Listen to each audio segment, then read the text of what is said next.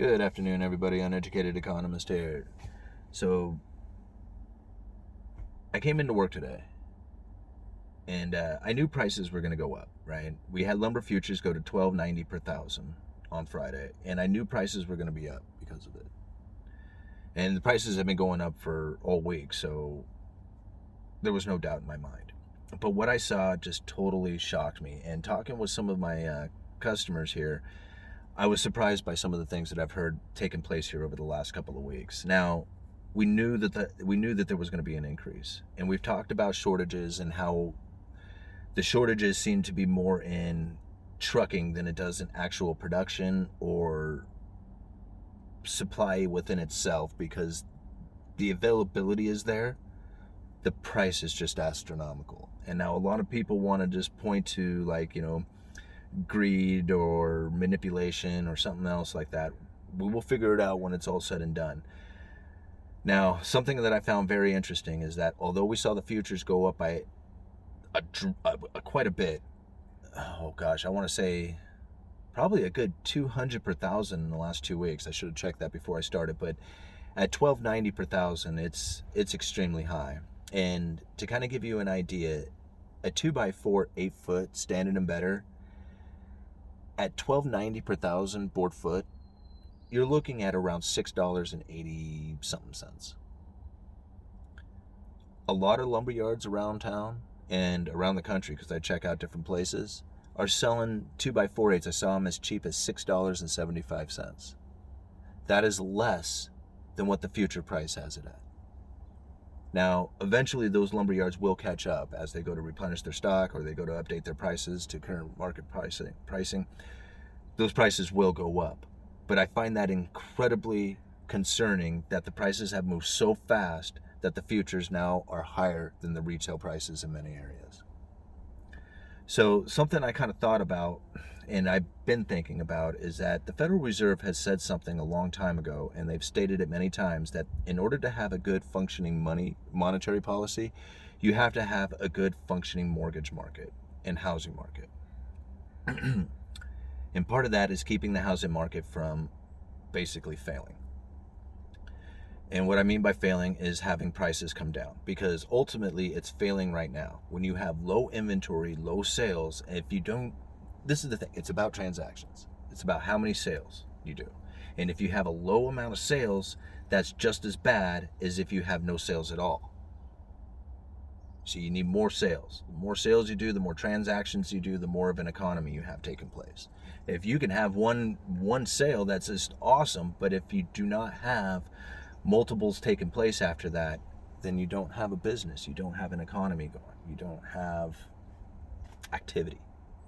So lumber prices being as high as they are keeping new inventory from coming onto the market. See, if new inventory was coming onto the market, the house prices wouldn't be as high. And since you don't have the inventory coming onto the market, the prices will stay elevated. This is good news for the Federal Reserve. Now, it makes me believe, it was just like, are they doing it? How are they doing it? And could they be doing it on purpose? Now, a lot of people out there will say, oh yeah, absolutely, they are definitely doing it on purpose. I have a tendency to believe that it's a little more difficult to just do this on purpose than they are thinking. Or that, the people who think that they are doing it on purpose is. Because really, you have to have all the mills working in conjunction with each other. All of them. And I mean, you don't have to have all of them. You would just have to have the biggest players all be in cahoots with each other. Is it possible? Sure. Do I think it? No, I don't. Now, I think it was a supply chain disruption. I think it's going to come to an end. I think there's a lot of speculation taking place in the market. I've covered that many times. But if you think about this one thing, just one aspect of the whole building market, the whole housing market in general, maybe not so much like in commercial construction and, things that don't use as much wood components like 2x4s and plywood. But if you just consider just the plywood, forget about the 2x4s, forget about everything else, just that plywood. It's a secondary component to the wood industry. Like 2x4s, you mill it out. But plywood, you have to take the secondary product, the peeling cores, right? Take the veneers, and you laminate that together. So it's like a secondary process after milling. Kind of, right? But now this is what I'm getting to the point of, is that this is by far the most critical component, right? Lumber is critical, but a lot of people make it. Plywood, not a lot of people make it, but the people who do make it make a lot of it. And when they stop making it, it is a very, like I said, it's a very critical component, and people will pay a lot of money for it.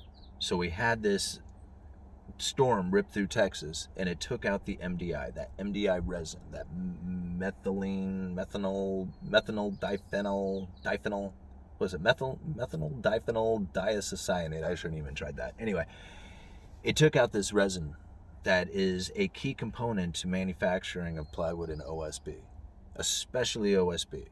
And when that went out, it took out like 5 of the major producers of OSB, the oriented strand board.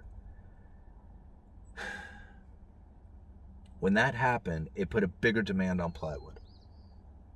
Now, something that I saw very, very interesting and very telling to me is that the plywood continues to go up in price, but the studs, those 2x4/8, the retail price on those seem to have stalled. Now, we're going to find out more next week as, you know, as the market starts to react to, you know, or at least the retail market, and starts reacting to those future prices.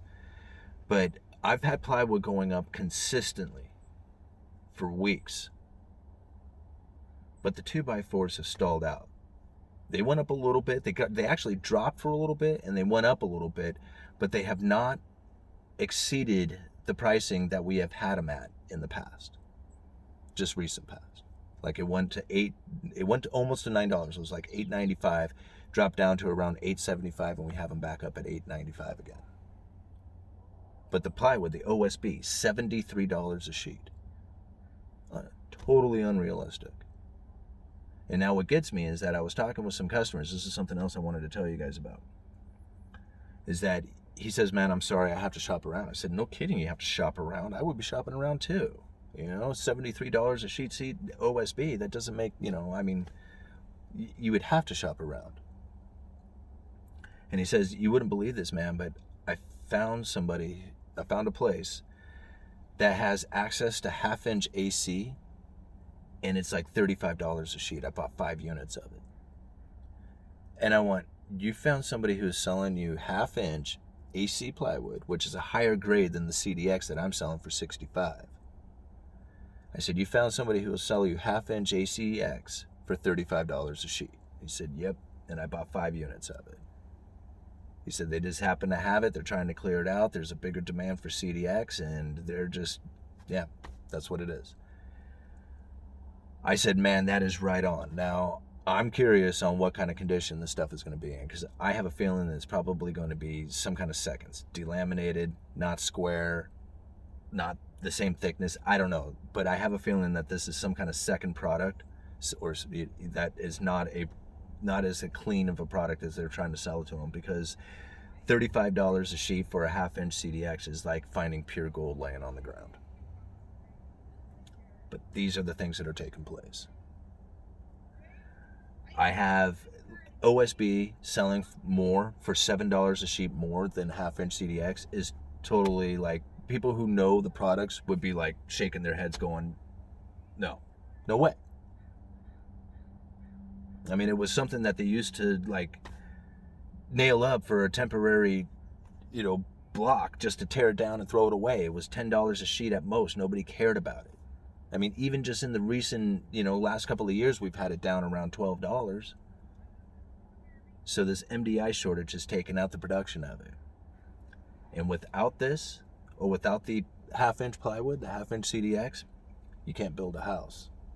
And if you can't build a house, you'll pay any price for it. And they are. So as they pay any price for this, it's driving the cost of the homes up. You thought last year a $30,000 increase in material cost was expensive? Try even more. It's going to be like $50,000. Maybe even $60,000 more. And if the replacement cost of a house can stay elevated, then the housing market will stay elevated. So keep this production of plywood down and have nothing to substitute it with, and I think they can keep the housing market up for a while. I mean, you already see it. Interest rates are rising. That's going to be a headwind for housing. The foreclosure moratorium will end at some point. That is going to be a headwind for housing.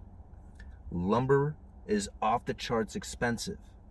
This is a headwind for housing. The inventory levels are low. The only benefit for housing. And the interest rates are still remarkably low. Outside of that, the inventory levels and the interest rates, housing market's off the charts expensive. And I know at some point, somebody's going to start manufacturing a whole lot of plywood. Because if you can sell it for $73 a sheet when you used to make a profit out of it, when you were selling it at 12 or 15, yeah. I think these guys are going to be doing pretty well. All right. I got to go back to work. Uneducated Economist. You guys let me know.